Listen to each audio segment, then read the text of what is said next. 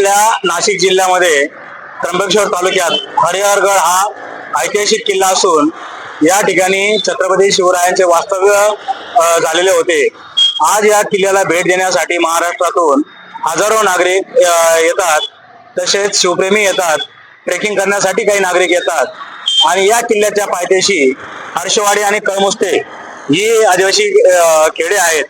या ठिकाणी जाण्यासाठी आज रोजी तेथे स्थानिक नागरिकांना किंवा बाहेरून येणारे जे शिवप्रेमी नागरिक आहेत त्यांना जाण्या येण्यासाठी जो रस्ता आहे तो अतिशय खराब झालेला आहे, त्याची फार वाट लागलेली आहे। अशा प्रकारचा रस्त्यानं येणाऱ्या जाणाऱ्या नागरिकांना मोठा त्रास सहन करावा लागतोय, शारीरिक मानसिक त्रास होत आहे।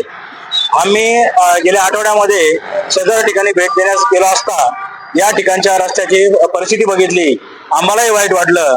जिथं छत्रपतींच्या वास्तव्याचं ठिकाण असलेल्या हरिहर किल्ला बघण्यासाठी लोकांना काय त्रास सहन करावा लागतोय, तिथल्या नागरिकांना काय त्रास सहन करावा लागतोय। आगामी काळामध्ये पुढील वर्षी नाशिक जिल्ह्यात त्र्यंबकेश्वर येथे सिंहस्थ कुंभमेळा आहे। या कुंभमेळ्यात हजारो कोट्यावधी नागरिक येणार आहेत, त्यापैकी हजारो लाखो नागरिक या हरिहर किल्ल्यास येऊ शकतात, परंतु त्या रस्त्याची परिस्थिती बघता नागरिकांनी भाविकांना तिथं जायचं कसं हा मोठा प्रश्न आहे। म्हणून आज आम्ही प्रहार जनशक्ती पक्षाच्या वतीने सार्वजनिक बांधकाम विभागाचे मुख्य कार्यकारी अभियंता आणि मुख्य अभियंता यांना भेट देण्यासाठी आलो असता निवेदन दिले, त्यांची जी चर्चा केली। जर या रस्त्याचा DLP संपलेला नसेल तर DLP मधून हा रस्ता दुरुस्त झाला पाहिजे, किंवा जर या रस्त्याला पूर्ण बरीच वर्ष झालेली असतील तर या रस्त्याचं नूतनीकरण झालं पाहिजे, नवीन मंजुरी दिली पाहिजे, अशी आमची कार्यकारी अभियंता मुख्य अभियंत्याकडे मागणी होती। परंतु कार्यकारी अभियंत्याकडनं आम्हाला जी माहिती मिळाली ती अतिशय भयानक आहेत, भयंकर आहेत। आज रोजी शासनाकडून जी ठेकेदार आहेत जिल्ह्यातील जी कामं केलेली आहेत, विकास कामे, रस्ते, सभामंडप वगैरे, या कामांना निधी मिळत नाही, ठेकेदारांना पैसे दिले जात नाही, त्यामुळे बरीचशी कामे ठप्प पडलेली आहेत, दुरुस्ती होत नाहीयेत, नवीन कामं मंजूर होत नाहीयेत। अशा परिस्थितीमध्ये शासन विकासाच्या गप्पा मारतं आणि दुसरीकडे हे जे हाल चालले आहेत याला जबाबदार कोण?